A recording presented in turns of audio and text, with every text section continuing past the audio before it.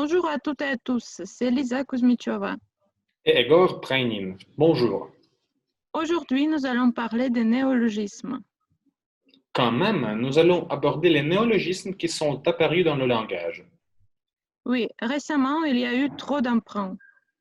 En effet, la plupart des néologismes français sont empruntés à différentes langues, le plus souvent à l'anglais.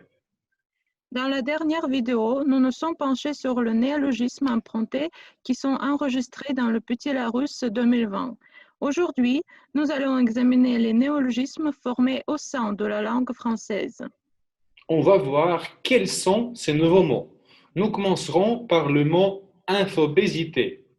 L'infobésité est issue de la contraction entre les termes information et obésité.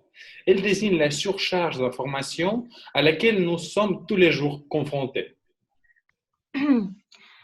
Tu crois qu'il y aura bientôt un nouvel confinement? Je sais pas, j'ai vu beaucoup de nouvelles contradictoires. Moi aussi, je sais pas quoi croire. On peut seulement constater que nous souffrons de l'infobésité. Oui, c'est vrai. Dégagisme. Dégagisme est un néologisme créé à partir du verbe dégager. Le terme désigne une attitude d'insoumission prônant le renvoi d'un ou plusieurs personnages politiques jugés incompétents par le biais du vote ou de la désobéissance civile. Est-ce que tu es au courant des manifestations récentes aux États-Unis? Tu parles des manifestations à cause des élections présidentielles? Ouais, qu'en penses-tu? Je pense que c'est un vrai dégagisme envers Donald Trump. Oui, je suis d'accord avec toi. C'est la désobéissance civile totale. Travailleur détaché. Un travailleur détaché est un salarié envoyé par son employeur dans un autre État membre en vue d'y fournir un service à titre temporaire. L'une des causes de notre réunion est que je voudrais vous présenter notre nouveau collègue Tania, qui est venue d'une autre filiale. Bonjour à toutes. Bonjour. Bienvenue. Accorderie. Système dans lequel un groupe de personnes, souvent les habitants d'un même quartier, sont solidaires et s'entraident en se rendant des services, en échangeant ce dont ils ont besoin, par le biais du troc notamment. Salut, ça va? Tu as l'air triste. Salut, ça va en général, mais tu sais, j'ai déménagé dans un autre quartier et je connais personne. C'est déprimant. Mais tu peux aller chercher sur Internet une accorderie de ton quartier. Je peux t'envoyer un lien sur un site officiel de l'accorderie. Oui, merci, tu m'aideras beaucoup. Rageux. Personne qui se met facilement dans un état de rage qui est rapidement gagné par la colère. Tu sais, aujourd'hui, je suis de mauvaise humeur. Mais pourquoi? Que s'est-il passé? Mon chef s'est passé. Il est un homme d'humeur. Si tout est mal chez lui, alors tout est mal chez tous. Aujourd'hui, il est rageux. Ouf, tu devrais voir ça. Ah non, merci, je m'en passe.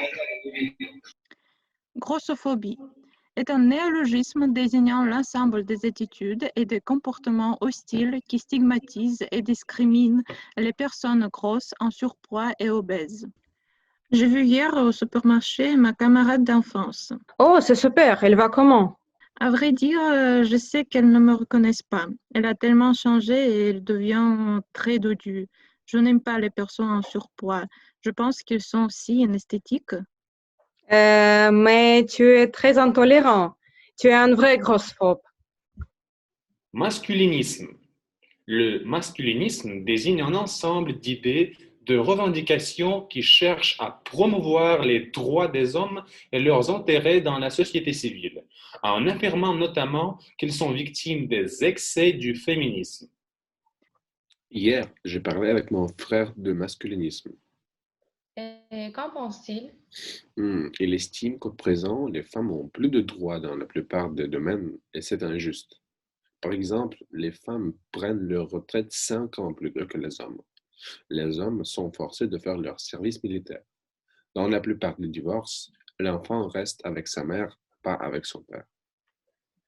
Peut-être c'est vrai que nous avons plus de privilèges, mais en même temps, nous avons plus de responsabilités. Nous sommes responsables du ménage, de la famille et du travail. Hmm. Oui, je suis d'accord avec toi. Bisounours. Personnes d'une grande naïveté dont l'excessive bonté ou l'optimisme béat nourrissent une vision idéalisée du monde en perpétuel décalage avec la réalité. Tu sais, ma sœur a encore été trompée. Oui, de nouveau. Et que s'est-il passé cette fois? Un ami a demandé d'emprunter de l'argent et ne l'a pas retourné. Cauchemar. Oui, elle est si confiante envers les gens, ne voit que le bien des gens. C'est pourquoi elle est toujours menée par le bout du nez. Elle est une vraie bisounours. Glyphosate. Herbicide chimique puissant, toxique pour l'environnement et soupçonné d'être cancérogène.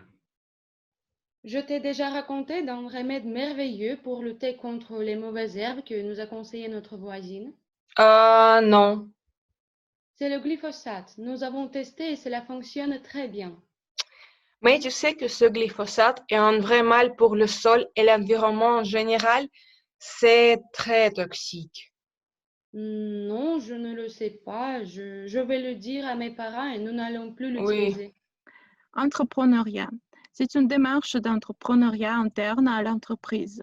Il s'agit en fait de la création d'une entreprise au sein même d'une société par des salariés de celle-ci. Ton travail va comment? Tu as parlé des changements dans ton entreprise.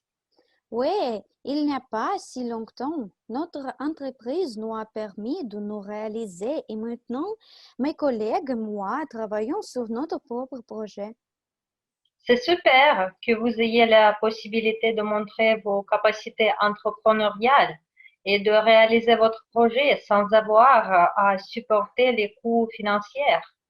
C'est vrai, notre entreprise est très fidèle et apprécie ses employés. Et beaucoup d'autres mots. Oui, il s'avère qu'on peut créer un nouveau mot sans avoir recours à l'emprunt. Je pense que les puristes seront d'accord avec toi. Moi, je suis d'accord avec eux. Merci de votre attention. À plus tard. Bonne journée à tous.